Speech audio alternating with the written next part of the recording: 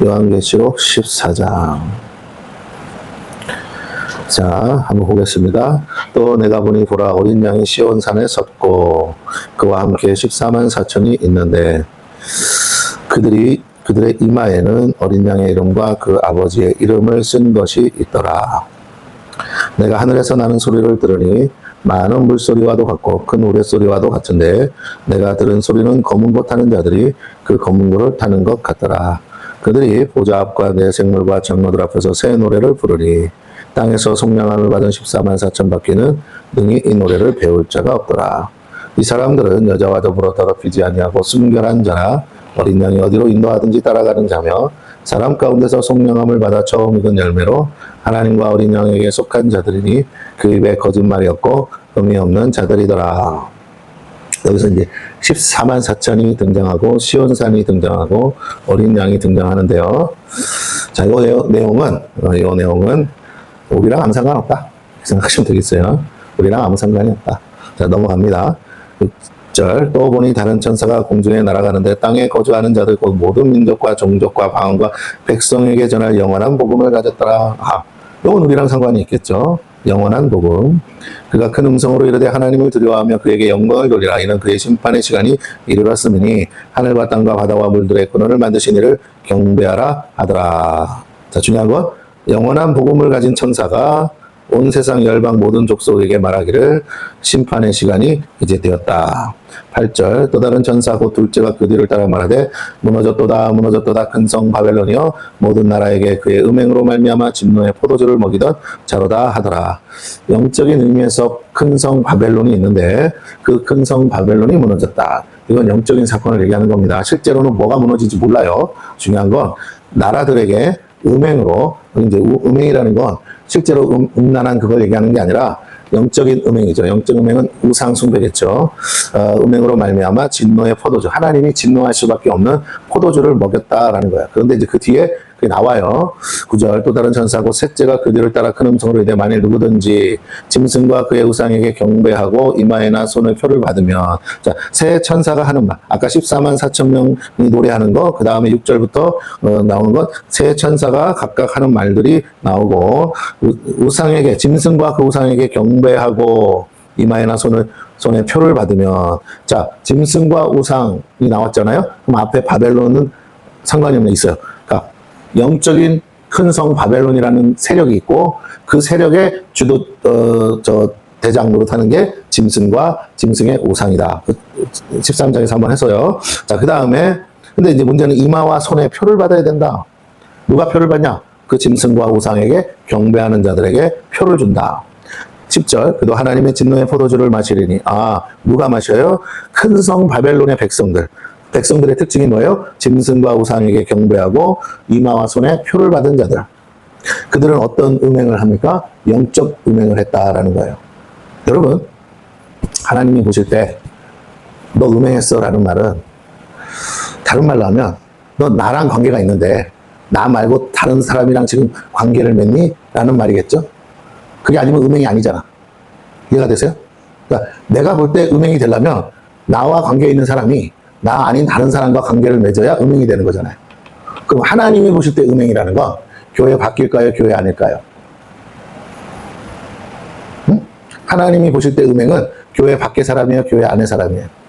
그렇죠. 하나님의 신부, 그리스도의 신부가 교회잖아. 근데 교회가 하나님을 섬기고 예수 그리스도를 신랑으로 따르는 게 아니라 다른 걸 따른다는 거죠. 다른 걸 섬긴다는 거예요. 쉽게 말하면 바람난 거예요. 그래서 신랑이 있는데 신랑을 두고 다른 남자에게 지금 절하고 경배한다. 그게 음행이다. 그 배후에 뭐가 있다? 큰 성 바벨론이 있다. 이 바벨론은 창세기에 나오잖아요. 그 종교의 시작이라고 그랬어요. 니므롯 때부터 태양신 숭배 사상에 있어서 계속 흘러내려온 이 큰 성 바벨론의 영적 흐름을 가지고 있는 것이 어디다? 그게 우리가 지금 알고 있는 캐톨릭이다. 캐톨릭만을 말하는 게 아니라 지금의 주 세력이 캐톨릭이다. 그러면 짐승과 우상은 어디서 나온다? 캐톨릭 교회 안에서 나온다. 그 배후에는 뭐가 있다? 태양신 숭배와 그 다음에 하늘 여신 숭배 사상이 있는 그 이교도의 정신을 따르고 있는 캐톨릭이 그 근성 바벨론의 영향을 받은 그 영적 영향을 받은 세력이고 온 나라 모든 나라에게 음행을 행하는 자였다라는 겁니다. 예수를 따르게 하지 않는다라는 말이에요. 카톨릭은 예수를 따르게 하지 않습니다. 예수를 전하지만 예수를 믿게 하지 않아요. 마리아를 믿으라고 그러지. 자, 그래서 그게 음행인 거예요. 예수님 외에 다른 것을 자꾸 따르게 하는 거. 그 배우는 마리아라는 이름을 쓰는 것 뿐이에요. 그 마리아가 뭐냐면 하늘 여신이거든. 그 하늘 여신. 그래서 니무로 때부터 계속 나오는 거예요. 니무로스 안에 세미라미스. 그래서 계속 그 하늘 여신 사상은 계속 그때부터 계속 내려오는 겁니다. 그러니까 예수님과 영적인 대치 관계에 있는 게 하늘 여신 사상이에요. 자, 근데 이제 하늘 여신 사상을 예수님을 교묘하게 합친 게 뭐예요? 그게 마리아예요. 마리아. 동정녀이면서 마리아. 그래서 카톨릭은 성화에 예수님보다 아기 예수를 아는 마리아를 더 강조하는 겁니다. 그 마리아가 누구냐? 카톨릭에서는 그가 바로 해를 입은 여자다라고 말해요. 그래서 마리아 주변에 12개의 별을 이렇게 그려놓고 있어요. 성경 계시록에 나오는 그대로. 정체를 다 드러내고 있습니다. 여러분, 마리아가 자기 정체를 숨기지 않아. 다 드러내놓고 있어요. 자, 봅니다. 여기 보니까 뭐라고요? 진노의 잔, 그도 하나님의 진노의 포도주를 마시리니 그 진노의 잔에 섞인 것이 없이 부은 포도주라 거룩한 천사들과 어린 양 앞에서 불과 유황으로 고난을 받으리니. 그래서 누가? 표 받은 사람들이 그 고난의 연기가 세세토록 올라가리로다. 세세토록이라는 말은 뭐예요? 영원토록. 그의 이름표를 받는 자는 누구든지 밤낮 쉼을 얻지 못하리라 하더라. 그래서 이름표를 받은 사람들은 어떻게 된다고요? 밤낮 쉼을 얻지 못한다. 그랬습니다. 이 이름표를 받는다는 게 제가 얘기했죠. 성도와 구별되는 일이다. 그러니까 하나님도 성령의 인침을 통해서 이마에다가 인을 치고 하는데, 그래서 그 이마에 뭐라고요? 이름을 새겨요. 계시록 앞에 보면 뭐라고? 이름을 준다고 그랬어요.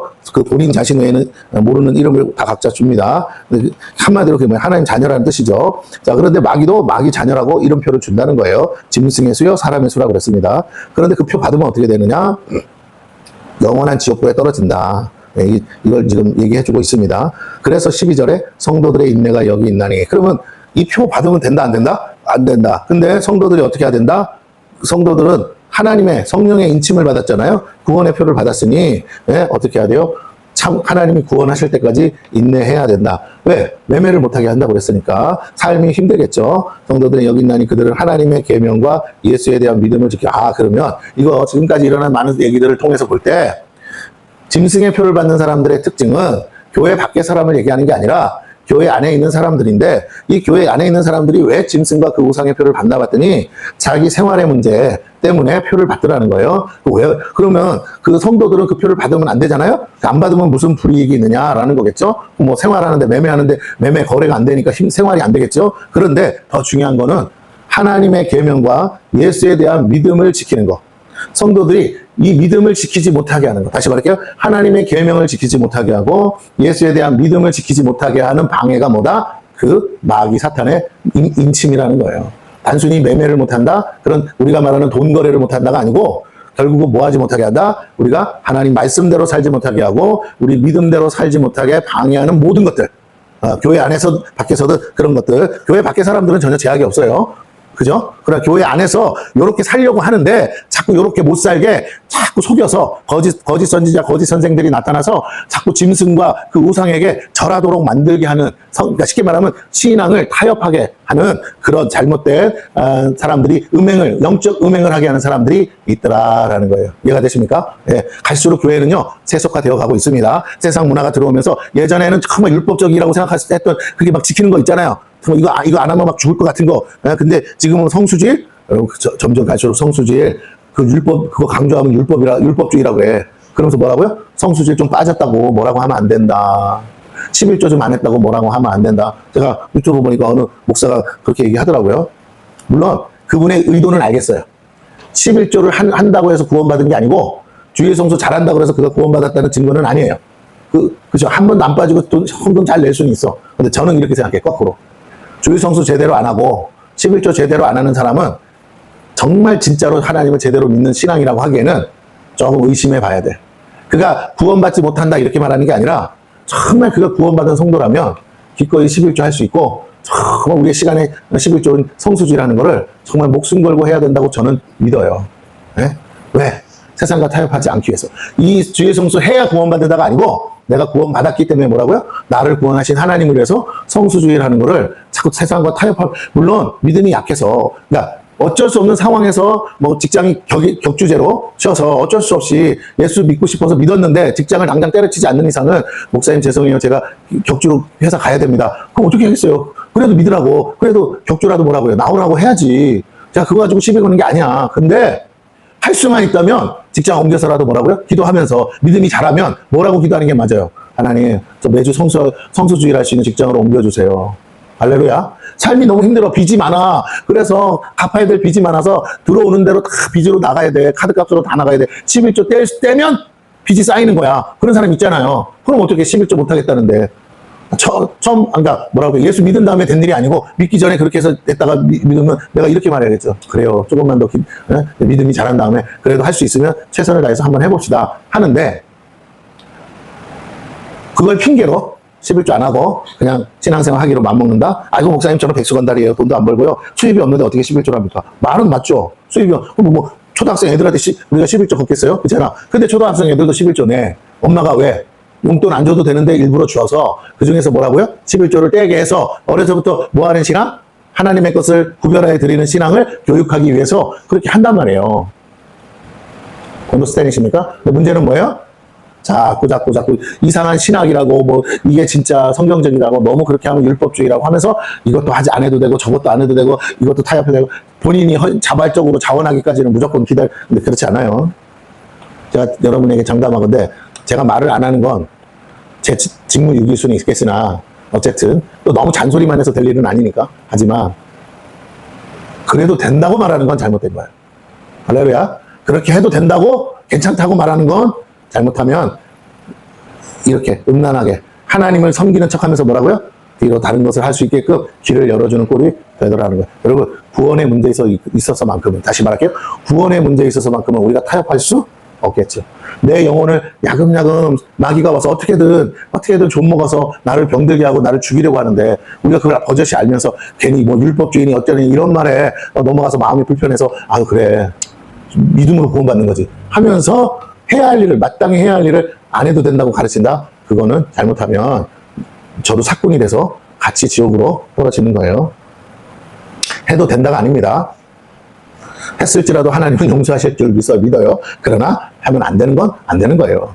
해도 되는 거면 죄가 아니게? 그죠? 네, 아니요. 안 되는 거예요. 하면 안 돼요. 근데 우리가 연약하다 보니까 또 우리의 환경이 여러 가지 예외 조항이 있다 보니까 우리가 이해하는 거지 그래도 된다는 말은 결코 아닙니다. 철령 돈을 덜 벌더라도 주의성수하시고 그죠? 돈을 덜 주는 곳이라도 내가 11조 하면서 사는 게 내가 쪼들려 살아도 11조 하면서 사는 게 훨씬 하나님 앞에서나 모두 앞에서 당당하고 유익한 줄로 믿습니다. 예, 그래야 하나님도 주실 걸 줘요. 근데 내가 11조 하나님의 것을 도둑질하면서까지 하나님께 복을 구한다는 건 앞뒤가 안 맞는 소리겠죠. 자, 그래서 13절 다시 보면 또 내가 들으니 하늘에서 음성이 나서 이르되 뭐하라? 기록하라. 기록하라는 건 뭐예요? 바뀌지 않는다, 변하지 않는다, 반드시 이루어진다 이 뜻이겠죠. 지금 이후로 주 안에서 죽는 자들은 자 여기 중에 지금 이후로 주 안에서 죽는 자들 할 때 요 13절 내용은 14장에 있는 사건과 전혀 관계가 없는 거예요.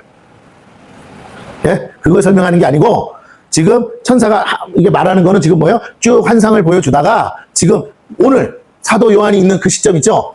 그때 환상 보고 있는 그때 그 시점으로 다시 돌아간 거예요. 시간표가. 지금 먼 미래일을 보여주고 있잖아, 지금. 환상은. 그런데 지금 요 말은 언제라고요?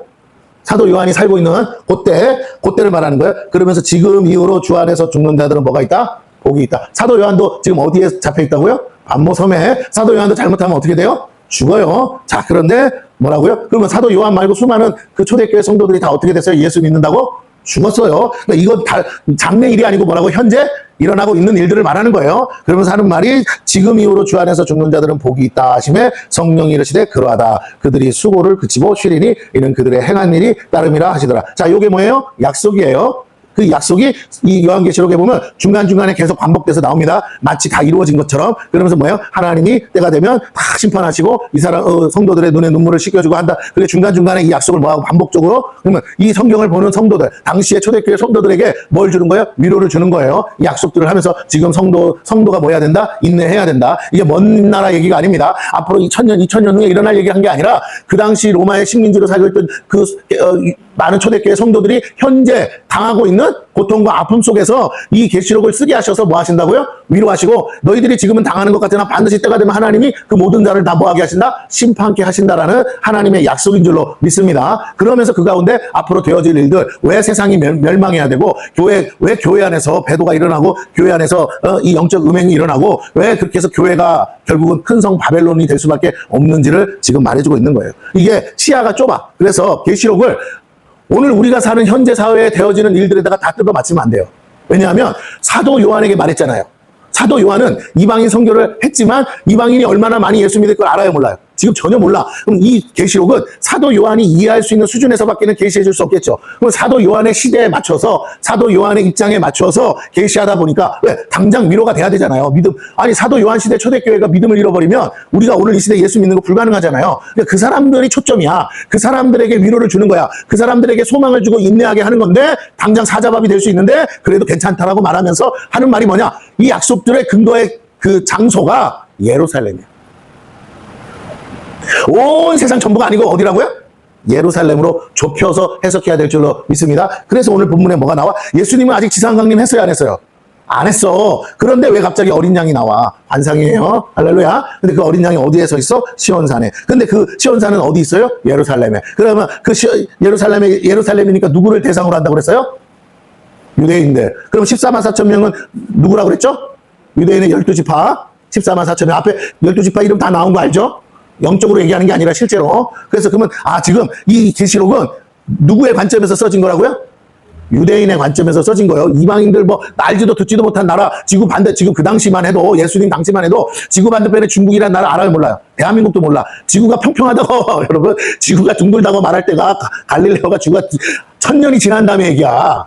아시겠어요? 아직도 이때는 뭐라고요? 지구가 어떻다고? 그냥 평평하다고 생각한 그 지중해 지역이 전부라고 생각하는 시대예요. 사도 바울도 오죽하면 스페인이 땅끝이라고 생각했다고. 스페인에서 조금만 더 가면 바다 끝이야. 바다 끝에 절벽으로 다 떨어진다고 믿고 살던 하나님을 믿던 사람들조차도 뭐라고요?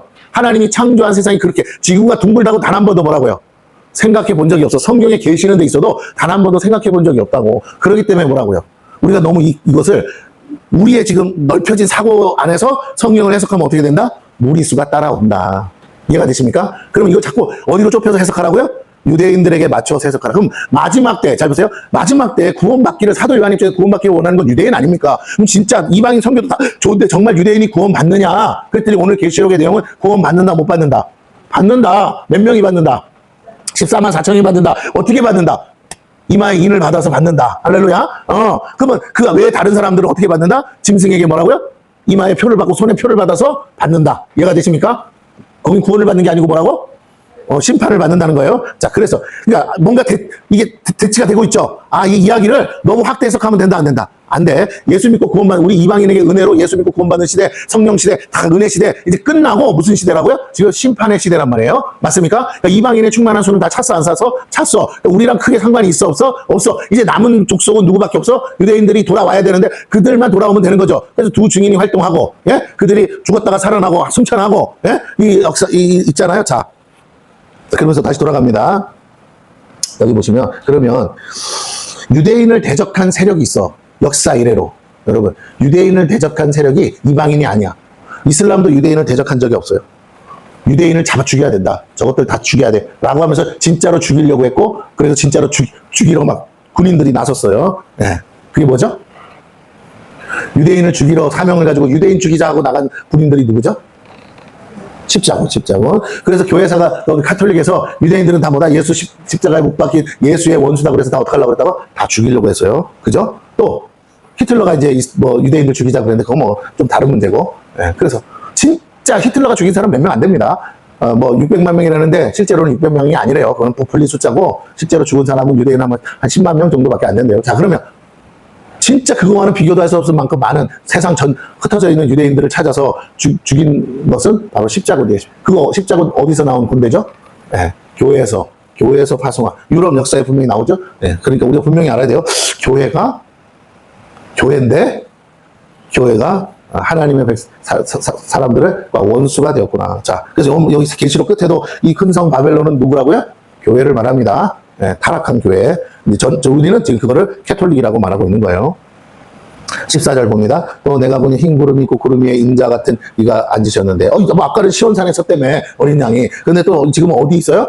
구름 위에 있잖아. 자, 그러니까 이건 환상입니다. 실제가 아니고, 이해가 되셨죠? 상징적 어떤 환상을 보여줘서 이렇게 내가 할 거라는 상징적 의미, 메시지를 전하기 위한 그거지, 환상이지, 이게 실제로 막 일어나는 어떤 사건이라고 생각하시면 안 된다는 거예요. 그 안에 메시지를 받아야 돼. 자, 그러면서 여기 보세요.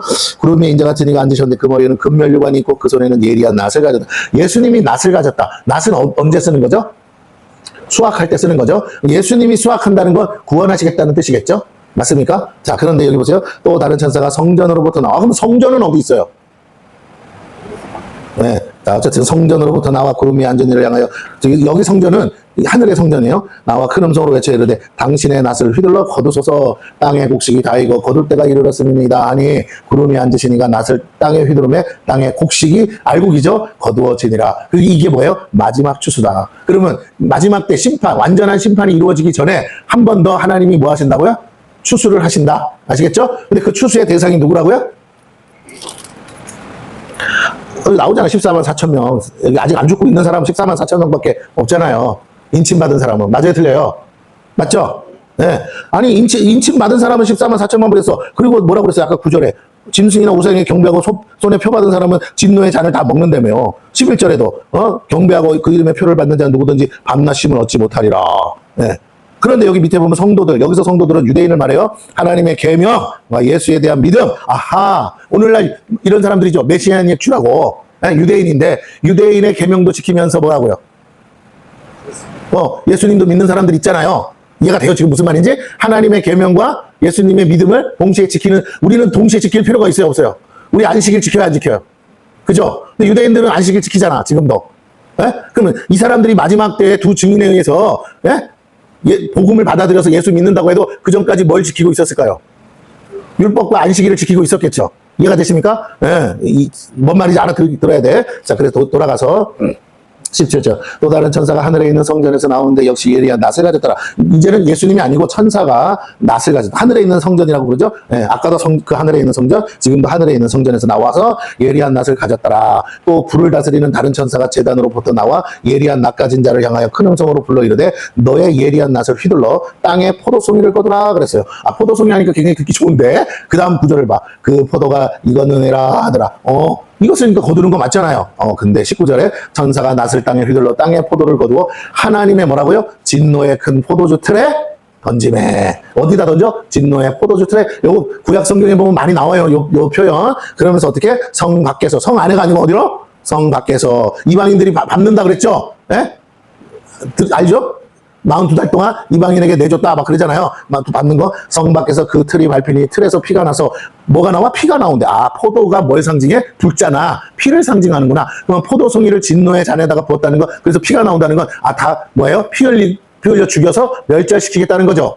그죠? 야, 엄청납니다. 나서 마일 굴레까지 닿았고 1600 스타디온에 퍼졌더라. 그래요. 자, 성전 밖에서 뭐가 되느냐? 여러분 이렇게 생각해요. 막 사람을 때려 죽이는데 막 죽여. 그래서 뭐라고요? 다 피가 강처럼 흐르는 걸 얘기하는 거예요. 자, 이제 지금 내용이었는데, 그럼 앞으로 조금만 돌아가서 14장 1절 있는 대로 돌아가서 다시 봅니다. 여기 보면은 어린 양이 시온산에 섰어요. 지금 실제 유대 땅이라고 생각하시고 14만 4천이 거기 서 있어요. 이 14만 4천은 단순히 상징적인 숫자라고 하기에는 실제 그 마지막 때 유대인 구원받을 유대인의 숫자라고 생각하시면 좋겠어요. 자, 그 14만 4천을 꼭 숫자적으로 맞춰서가 아니라 14만 4천이 그러니까 하나님께서 완전히 정하신 사람들은 뭐라고요? 구원하시겠다는 거예요. 자, 그러면서 여기 뭐라고 되어 있느냐? 어린 그 이마에 뭐가 써 있어요? 어린 양의 이름. 첫째, 어린 양의 이름. 그리고 그 아버지의 이름을 쓴 것이더라. 잠깐만. 왜 이렇게 두 가지 이름이 다 같이 써져야 돼? 유대인이잖아. 유대인은 일단 누굴 믿어요? 하나님을 믿잖아. 맞죠? 그런데 누구까지 믿어야 정상이에요? 예수니까. 지금 아직도 뭐 하지 않고 있다고요? 안 믿고 있잖아요. 왜? 초림 예수가 왔다 안 왔다? 안 왔다. 근데 이제 받아들여야 될 것은 이미 너희가 십자가에 못 박인 예수가 바로 너희가 그렇게 기다리던 메시아라는 걸 믿어야 된다는 거죠. 자, 그래요. 이런 표현들이 누구를 대상으로 하고 있다고요? 유대인을 대상으로 한다는 걸 여러분이 아셔야 돼요. 지금 자꾸만 여기서 이방인으로 가면 안 돼요. 이방인은 지금 문제가 끝났다고 안 끝났다고? 끝났어요. 자, 다시 말할게요. 지구를 한 바퀴 하나님은 아시니까 이스라엘에서 시작한 복음이 계속 서쪽으로 가잖아요. 그래서 지구를 한 바퀴 다 돌아서 다시 유대 땅으로 가야 그게 땅 끝이고 마지막이란 말이야. 그럼 마지막 때 이 이스라엘이 사도 바울이 한 말처럼 이방인의 수가 다 차기까지 이들이 이제 결국 나중에 시기하는 마음으로, 야, 우리가 전한 말씀이 왜 이방인을 구원하고 우리는 뭐, 그러면서 이제 마지막에 깨닫고 돌아오는데, 영적 시기를 말하는 거예요. 영적 시기함. 그래서, 어머, 야, 우리도 예수 믿고 구원받자 해서 이제 믿는데 성령이 일하셔서 인을 치는데, 그러면 그 안에서 이제 복음을 전한 사람들이 있었겠죠? 전해서 그들이 드디어 예수를 이제 나의 구주로 받아들였어. 그래서 이제 마지막 때 땅끝까지 증거가 되었다, 안 됐다? 됐다. 이해가 되십니까? 그러면 사도 요한에게 보여주시는 것은 유대 땅 안에서 일어날 장차 마지막 때 일어날 일들을 보여주신 거겠죠? 맞습니까? 아하. 왜? 사도 요한은 초점은 유대이니까, 유대. 뭔 말인지 아세요? 유대라는 무대를 벗어나서 해석해주면 이걸 확인할 방법이 있어, 없어? 없어. 지구 반대편을 갈 수 있는 여건이 아니잖아요. 지금 우리는 비행기라도 타고 가지만 이 당시에 뭐라고, 지구 반대편 가려면 가다 다 죽어요. 뭔 말인지 아시나? 기차가 있어, 없어? 자동차가 있어, 없어? 아무것도 없어. 지금 요 지중해 여기를 뺑뺑 도는 것만으로도 뭐라고요? 평생이 걸리는 일인데 이 밖의 무대를 얘기한다고 알아들어. 지금 이 요한계시록이 필요한 성도는 누군데요? 당시의 초대교회 성도들이지 우리가 아니야. 이해가 되십니까? 당시의 초대교회 성도들에게 아무 도움도 안 되면 오늘날까지 이게 있을까요? 안 있을까요? 다 찢어버렸지. 말 같지도 않은 소리. 그들에게 유익하니까 오늘 우리 손에도 뭐라고? 유익한 거야. 이해가 되십니까? 그들이 이것을 믿었기 때문에 믿음을 지키고 성도의 인내로 견딜 수 있었다는 거잖아요. 그러니까 뭐라고요? 사도 요한의 환상은 사실이라는 거지. 그런데 중간 다 뛰어넘어가서 이방인들이 돌아오는 시간까지 유대인을 헤매고 있는 거니까 그 중간을 딱 뛰어넘고 마지막으로 가서 이방인의 숫자가 다 차고 나서 이제 유대인이 돌아오는 그 시점으로 뭐라고요? 이 전체 역사를 압축시켜버린 거예요. 그러니까 이방인이 복음을 듣고 돌아오는 내용은 그냥 뭐야, 다 은혜야. 우리 입장에서 다 은혜죠. 어차피 죽을 건데 그 자체가 은혜야. 근데 그건 설명할 필요가 없어.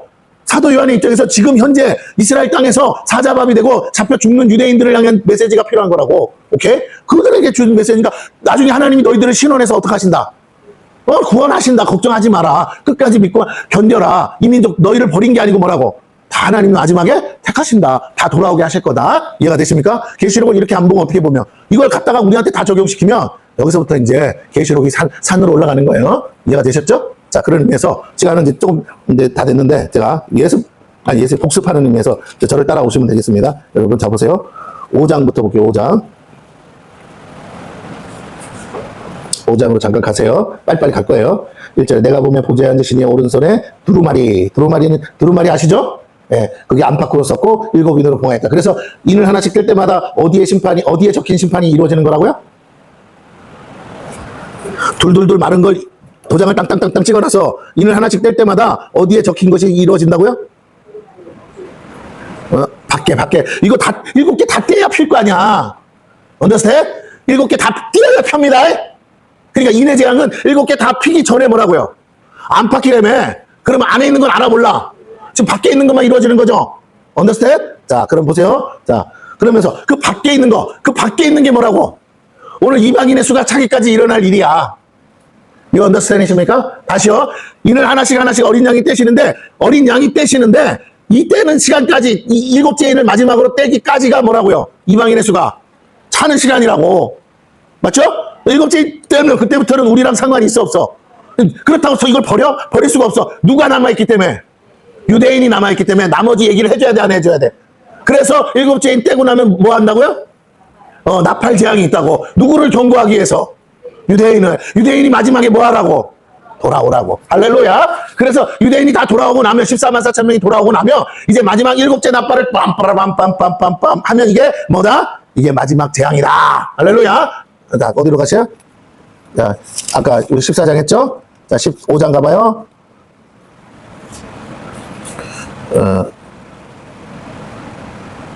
어디 있죠? 잠깐만. 네. 자, 15장 1절 봅니다. 또 하늘에 크고 이상한 다른 인격을 보며 7 천사가 7 재앙을 가졌으니 곧 뭐라고요? 마지막 재앙이라. 하나님의 진노가 이것으로 마치리라. 근데 이거 어떻게 된 다음에 나팔을 마지막으로 불고 난 다음에 일어나는 일입니다. 자, 그러면 보세요. 7째 나팔을 불었더니 7 대접 재앙이 오는데 이거는 이제 누가 회개하고 말고가 아니야. 남아있는 모든 사람을 다 뭐하는 거예요?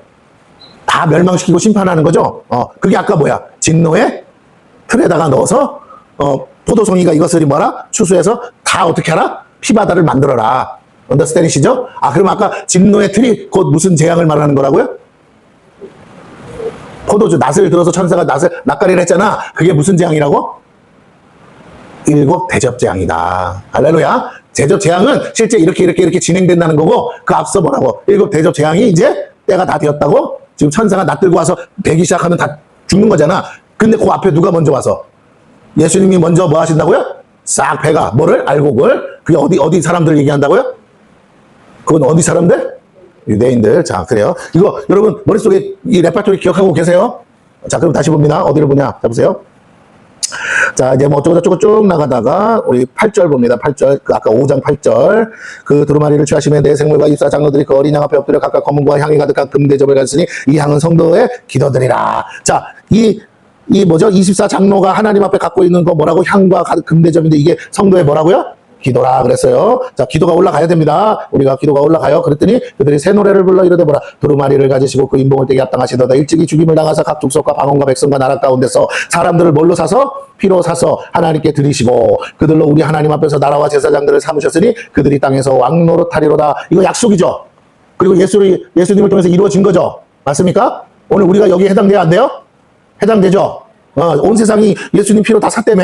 자, 해당됐죠. 자, 그 다음에 12절. 큰 음성으로 이르되 죽임을 당하신 어린 양은 능력과 부와 지혜와 힘과 존귀와 영광과 찬송을 합당하도다. 왜? 그렇게 하셨으니까. 또 13절에 보니까 내가 또 너희 하늘 위에 땅 아래와 바다 위에 떠다 그 가운데 모두 피조물이 되 보좌에 앉으시니 이와 어린 양에게 찬송과 존귀와 영광과 권능을 세세토록 돌릴지어다. 자, 이게 왜 중요하냐? 5장의 내용은 하늘에서의 예배인데 누구에게 영광을 돌려라? 어린 양에게 보좌에 앉으시니 하나님과 어린 양에게 영광을 돌리라는 거죠. 할렐루야. 이 책을 누가 본다고요?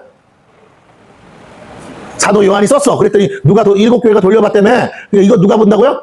유대인이. 그러니까 예수를 인정해야죠. 자기 이마에 하나님의 아버지 이름과 어린 양의 이름이 새겨져야 된다. 안 새겨져야 된다? 새겨져야 된다. 자, 그러면 그 당시에 예수 믿는 유대인들은 만족하는 거죠. 안식하는 거지.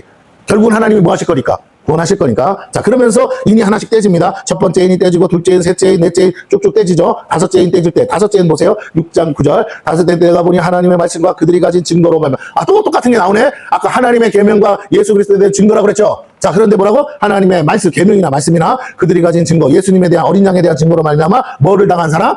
죽임을 당한 영혼들이 제단 아래에 있어 큰 소리로 불러 이르되 거룩하고 참되신 대의 주제여 땅에 거하는 자들을 심판하여 우리 피를 갚아주지 아니하시기를 어느 때까지 하시려 하나이까 했어요. 그랬더니 각각 그들에게 흰 두루마기를 주시며 이르시되 아직 잠시 동안 시되 그들의 동무종들과 형제들도 자기처럼 죽임을 당하여 그 수가 차기까지 하라 하시더라. 자, 이 임재앙은 열방 전체에다가 내리는 재앙인데 동시에 뭐라고요? 오늘 우리를 향하신 거죠. 그러니까 우리 이방인의 수가 다 차기까지 기다리라 그런 거예요. 그러면서 여섯째 인을 떼실 때 무슨 일이 있었다? 지진이 나고 해가 검은 털로 짠 상복같이 검어지고 달은 온통 피같이 되며. 요거 예수님의 마지막 때 예언에 있습니까? 없습니까? 있어요. 요엘 선지자의 예언에도 있다 없다? 있어요. 아시겠죠? 그러면 여섯째 인을 떼면 우리 소위 말하는 예수님이 말하는 마지막 때가 온 거야 안 온 거야? 온 거죠. 집중해서 잘 보세요. 길게 안 할 거니까. 자, 보세요. 뭐라고? 여섯째 인만 떼도 예수님의 성경, 요엘 선지자나 예수님이 말씀하신 마지막 때의 징조나 다 성취된다, 안 된다?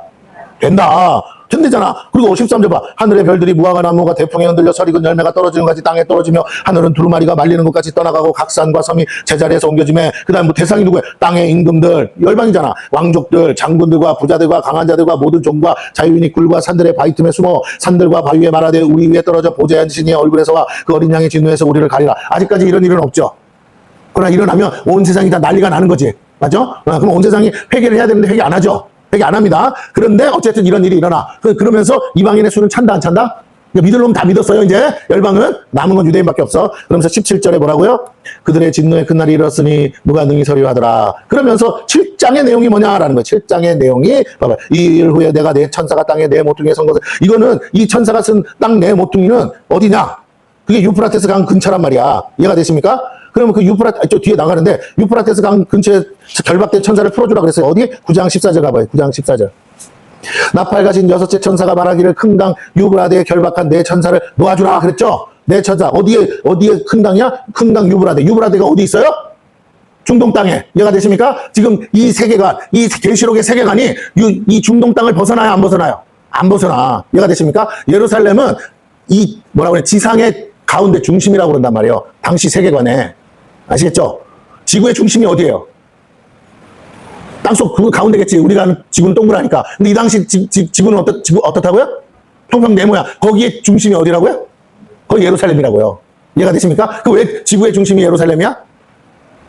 예루살렘을 통과하지 않으면 애굽에서 위로 유럽으로, 유럽에서 애굽으로 갈 수 있다 없다? 딱 그 가운데라고. 당시 세계관에서 열방, 열국들, 제국들이 있었잖아요. 맞아요?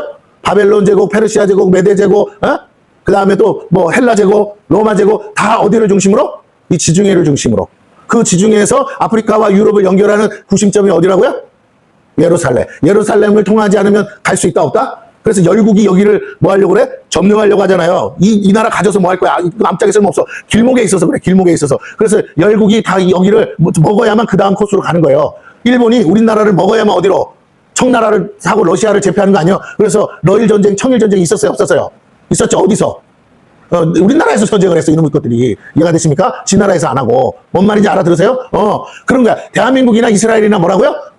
그 당시 세계가. 우리는 이 아시아의 중심이라고요. 여러분 보면 알잖아. 이 아시아의 중심이 어디야? 대한민국 길목이라고. 뭔 말이냐. 그래서 우리나라 전쟁이 끊일 날이 없는 거잖아요. 이거를 가야 뭐, 저 중국이 해상으로 나가려면 우리나라를 거쳐야만 되고, 일본이 지상으로 육지를 하려면 뭐라고요? 우리나라를 거쳐가야만 되는 거예요. 다른 길이 없어. 다른 데로 가면 다 죽어. 뭔 말인지 게임이 안 돼. 배에서 상륙하다 다 뒤진다 보니까 한국 땅을 밟아서 뭐라고 올라가는 게 제일로 빨라. 그죠? 베이징이 수도잖아.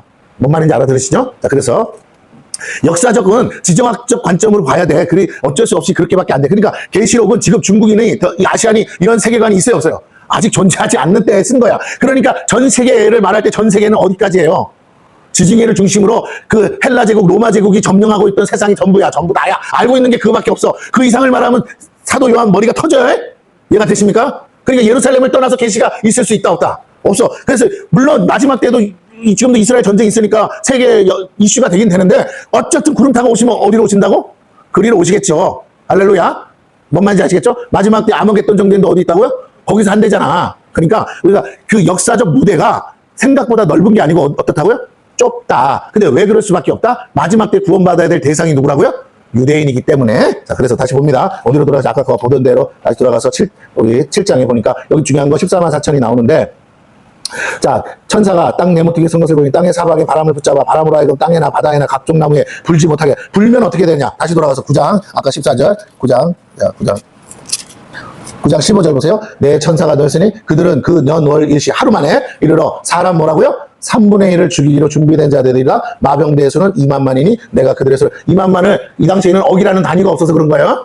그럼 2만만을 우리 숫자라면 뭐라고? 만 곱하기 박은 억이야. 그러니까 2만만은 2억을 말하는 거예요. 뭐만? 마병대 숫자만 뭐라고? 2억이야, 2억. 근데 이 숫자는 연합군을 얘기하는 거예요. 자, 그래요. 어쨌든. 자, 그러면 다시 돌아가서. 근데 그게 이제 실제로 숫자를 말하는 건 아니겠죠. 상징적 의미예요. 자, 근데 요 지역에서 일어날 수 있는 일을 말하는데 재앙이 온다는 거야, 재앙. 재앙이. 천사가 풀어줬더니 마병대가, 하늘의 마병대가 와서 2만만이 풀어져가지고 땅의 사람, 보세요. 3분의 1을 다 죽여버린대. 그러면 보세요. 중동 지역에 있는 사람들 싸그리 다 뒤지는 거죠. 거기 이슬람 사람들 많잖아. 거기만 해 다 죽어도 몇 명 죽는 거라고요, 땅에? 3분의 1이 죽는 거예요. 이해가 되십니까? 자, 그래서 여기 보세요. 그렇게 엄청난 재앙이 오는데 그 전에 뭐 하라? 그 전에 2절에 또 보면 7장 2절 다른 천사가 살아계신 하나님의 이를 보장을 가지고 와서 해돋 는 데로부터 올라와서 땅과 바다를 해롭게 할 권세를 받은 내 천사를 향해 큰 소리로 했죠. 이르되 우리가 우리 하나님의 종들의 이마에 인치기까지 땅이나 바다나 나무들을 해하지 말라 하더라. 내가 인침받은 자의 소를 들으니 이스라엘 자손의 각 지파 중에서 인침을 받은 자들이 14만 4천이라. 그래서 그 중간 다 넘어가고 8장으로 가서 1절 일곱째 인을 떼실 때 하늘이 반시쯤 보여하더니 내가 보면 하나님 앞에 7 천사가 서 있어 7 나팔을 받았더라. 그러면서 이제 7 나팔을 막 불려고 하는데 보세요. 3절 또 다른 천사가 와서 제단 곁에 서서 금향로를 가지고 많은 양을 받았으니 이는 모든 성도의 기도 아파여 보좌 금제단에 드리고자 함이라. 또 여기 뭐가 등장해? 성도의 기도가 등장해요. 앞에도 있었죠? 뒤에 또 나오죠? 그럼 뭔가가 이 일을 이루기 전에 뭐가 먼저 이루어진다? 성도들의 신원 기도가 이루어져. 그럼 하나님은 성도들의 신원을 들으시고 그것에 대해서 갚아주시기 위해서 뭐 하신다? 일하신다. 기도가 차야 뭐 한다? 하나님은 일하신다. 할렐루야. 우리가 하는 기도가 헛방이 아니라는 겁니다. 우리가 기도하면 할수록 하나님은 그 기도가 찬 다음에 역사적 일을 이루신다는 거예요. 4절 향연이 선부의 기도와 함께 천사의 소명보다 하나님 앞으로 올라가는지라. 천사가 향로를 가지고 제단에 불을 담아다가 땅에 쏟으며 우레와 음성과 번개와 지진이 나더라. 그러면서 이 나팔 재앙이 쫙 내려와. 그리고 9장 가니까 5째 천사가 나팔을 불매. 그러면서 땅에 무저갱이 열리고 이제 엄청난 황충이 나오고 뭐 그러면서 이제 나오죠. 그리고 이제 뭐 하고 나오는데 13절에 가면 여섯째 천사가 불어서 그 여섯째 천사 재앙이 뭐라고요? 네 천사가 풀어지는 유브라데에 있는 그 재앙이 오고 그래서 엄청나게 이제 난리가 나고 이제 다 뒤지고 막 하는데 21절 9장 21절 또 살인과 복술과 음행과 도둑질을 뭐 하지 않더라? 회개하지 않더라. 누가? 그럼 여기서 중요한 거. 회개하지 않는데 누가 회개하지 않느냐? 20절에 보니까 이 재앙의 몇 번째 나팔이라고요? 13절, 9장 13절. 몇 번째 나팔? 여섯 번째 나팔이 무슨 재앙이라고요? 내 천사가 풀어져서 땅의 3분의 1이 죽는 재앙. 할렐루야? 이렇게 땅의 3분의 1이 다 뒤지고 죽는데도 뭐라고? 20절에 보니까 이 재앙에 죽지 않고 남은 3분의 2가 남았죠? 남은 사람들은 손으로 행한 일을 뭐 하지 않는다? 회개하지 아니하고 오히려 그 다음 보세요. 오히려 여러 귀신과 또는 보거나 듣거나 다니거나 하지 못하는 금은동과 목속의 우상에게 절하고 또 그 살인과 복술과 음행과 도둑질을 뭐 하지 않더라? 앞에서 회개하자 뒤에 회개하자. 그런데 이 사람들이 보니까 우상숭배에 가득하죠. 온 세상에 있는 우상숭배에 가득 이방인들이 다 죽는 거예요. 그리고 10장에 이제 우리가 보고 나서 자 여기 10장 10 거기 보면 이제 천사가 이 두루마리를 하나 주면서 먹으라 그래. 그거 나오잖아요. 알잖아요? 네, 그러면서 여기 10장 9절 봐요. 내가 천사에게 나아가 작은 두루마리를, 이건 사도 요한이 먹는 거예요. 달라, 즉 천사가 이제 갖다 먹어버리라. 내 입에는 쓰라, 내 입에는 꿀같이 달리라. 그래. 내가 천사의 손에서 작은 두루마리를 갖다 먹어버리니, 말씀이죠. 내 입에는 꿀같이 나나 먹은 후에 내 배에서 쓰게 되더라. 그가 내게 말하기를 내가 많은 백성과, 잡으세요. 많은 백성과 나라와 방언과 임금에게 다시 예언하여라 하리라. 한마디로 뭐하라? 복음을 증거하라. 그러는 거죠. 누구 보고? 사도 요한 보고, 그쵸?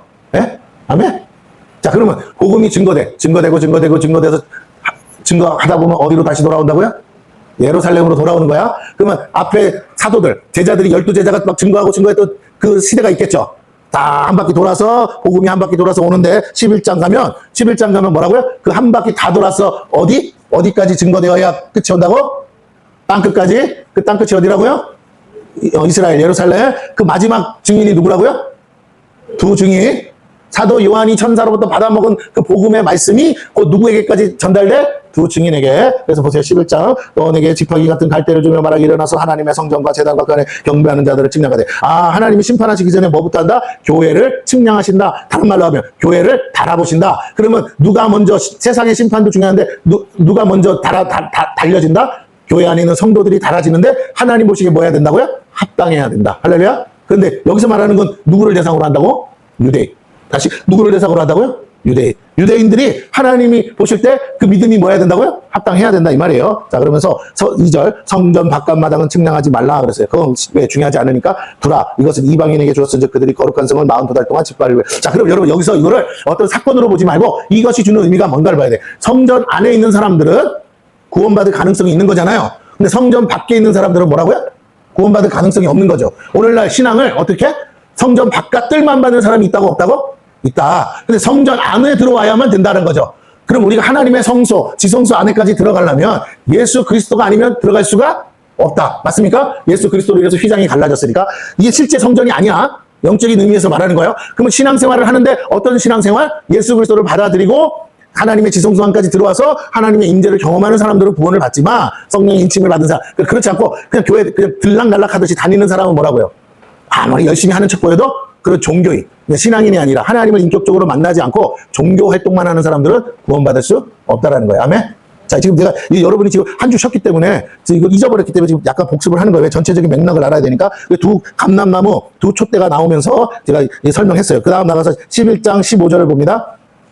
일곱째 천사가 나팔을 불매. 아, 그럼 이제 마지막으로 가고 있네? 아까 여섯째였는데 일곱째 천사가 나팔을 불매. 자, 근데 10장 7절에는 뭐라고? 10장 7절에는 일곱째 천사가 소리내는 날 그의 나팔을 불려고 할 때에, 아직 안 불었어. 할 때에 하나님이 그의 종 선지자들에게 전하신 복음과 같이 하나님의 그 비밀이 이루어지리라. 그렇게 돼 있거든요. 아직 안 했고, 아직 천사가 일곱째 나팔 불기 전에 사도 요한에게 너 이거 받아 먹어라. 그리고 그 다음 두 증인이 나와요. 마지막에 이 증인들이 증거해야만, 유대인의 구원을 위해서 복음을 전해야만 뭐라고요?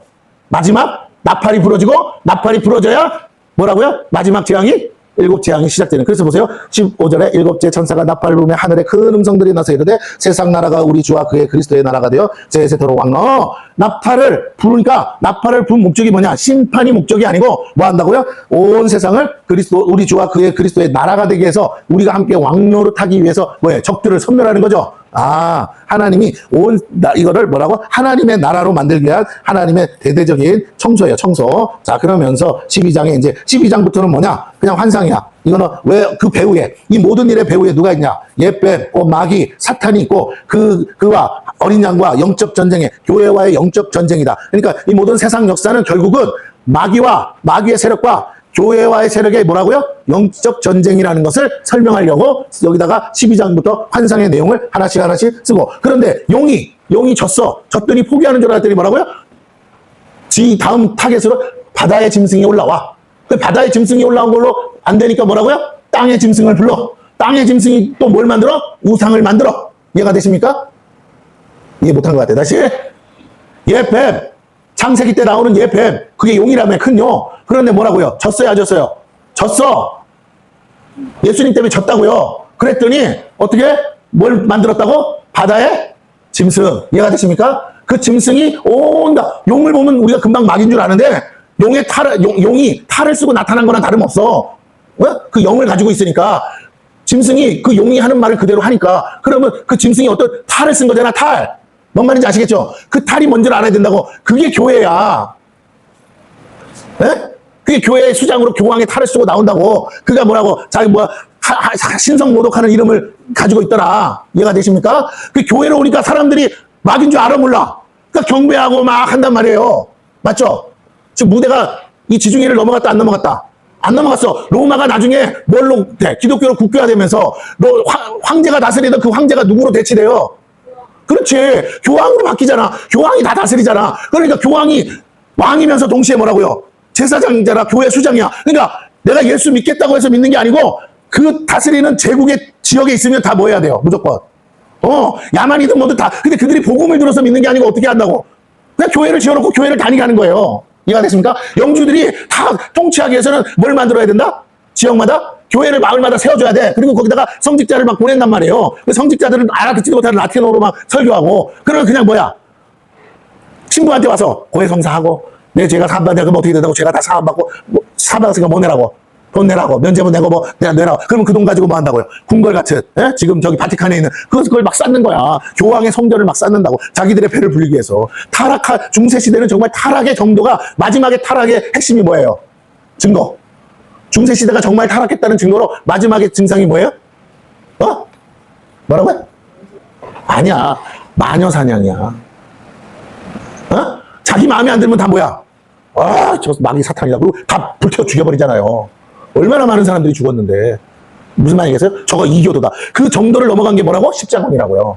동네 사람 죽이는 건 마녀사냥이고, 나라와 이슬람을 때려잡아야 된다 하고, 유대인들 다 죽여야 된다 하고, 전쟁한 게 뭐라고? 십자군. 그 대패를 해버리잖아. 이해가 되십니까? 그랬더니 나온 짐승이 또 뭐다? 또 이제 땅의 짐승이 나와. 그리고 그거 가지고 사람들이 금방 이제 알아먹으니까, 이제 그래서 종교개혁이 일어나잖아요. 이해가 되세요? 저 교회가 썩었네? 저거 아니네? 종교개혁이 일어나서. 그러니까 마귀가 또 다른 짐승을 만들어야 돼? 안 만들어야 돼? 또 만들어야 돼. 그리고 또 우상을 만들고. 그러면서 계속 성도들을 뭐 한다? 속이고, 넘어뜨리고, 이간질하면서 이제 어디까지 왔냐? 잘 들으세요? 교회 안에, 지금 우리가 알고 있는 이 교회 안에 교회 세속화, 종교 통합. 이해가 되십니까? 종교 통합이라는 이름과 교회 세속화라는 이름으로, 세속화라고 말하지 않죠. 그러나 세상과 이렇게 타협하는 그 안에서, 그래서 동성애도 인정하잖아, 지금. 그렇게 점점 교회 안으로 치고 들어오고 있다. 그래서 교회 안에, 교회 밖에 사람은 어차피 죽기로 돼 있는 거고, 교회 안에 있는 사람들을 어떻게든 마귀는 뭐 하려고 한다고요? 할 수만 있으면 택한 자라도 넘어뜨리. 이게 계시록의 핵심은 교회 안에 있는 성도들을 어떻게든 지옥으로 끌고 가져가는 마귀의 세력과의 영적 전쟁에 대한 내용을 써놓는데, 마지막에 누가 승리한다? 성도가 끝까지 인내하고 믿음을 지키고 있으면 죽으면 죽으리다. 그러면 어떻게 된다? 예수 그리스도가 마지막에 오셔서 심판하실 때, 그 주님의 심판의 때까지 참고 인내하고 기다릴 수 없는 사람은 어떻게 된다고요? 다 배도하고 배교하고 세상길로 가고, 끝까지 참고 인내하는 성도는 하나님이 다 신원하시고 구원하신다. 할렐루야. 그렇게 인침받는 자의 숫자가 마지막 때 뭐라고요? 14만 4천 명이 있다. 그리고 또 그 14만 4천 예수님의 낫에 의해서 다 구원을 받고 수확을 얻는다. 할렐루야. 여기까지 했습니다. 다 정리했으니까 한 번 더 머릿속에 기억하시고, 중요한 내용만 다뤘어요. 그래서 전체적인 맥락을 아시고, 계시록의 세부적인 것까지 여러분이 이해할 필요가 없어요. 왜냐하면 그렇게 알아서 해결되는 게 아니야. 아직 일어나지도 않은 일이고, 또 전체적인 내용에서 이 앞부분은 우리가 해당되는 건 이미 끝났고, 뒷부분은 다 누구와 관계된 거라고요? 유대인의 구원과 관계된 거라는 걸 이해하셨으면 좋겠어요. 그러니까 우리는 환란 전에 뭐 하기를 바라는 거예요. 내가 내 수명이 다해서 죽도록 충성하다가 하늘나라 가시고, 할렐루야. 이게 재난 오면 감당되겠어요, 안 되겠어요? 안 돼. 믿지 않는 유대인들을 믿게 하려고 이 재난이 허락되는 것 뿐이지, 여러분, 우리는, 아니, 예수 믿는 것도 지금도 힘들어 죽겠는데, 그 환난까지 통과하려면, 여러분, 그렇게 하신다면 여러분 믿겠어, 안 믿겠어? 아니, 들었어, 안 믿겠어, 나 같아도. 그러니까 그게 아니고, 우리는 어떻게 한다고요? 우리는 성령 시대, 은혜 시대에 빨리 구원받고, 복음, 이스라엘 민족이 복음을 받아들이기 전까지 우리는 열심히 우리 주변에서 전도해야 될 줄로 믿습니다. 어느 날 갑자기 하나님이 이제 그만하면 우리 이제 더 이상 전도도 안 돼. 그러니까.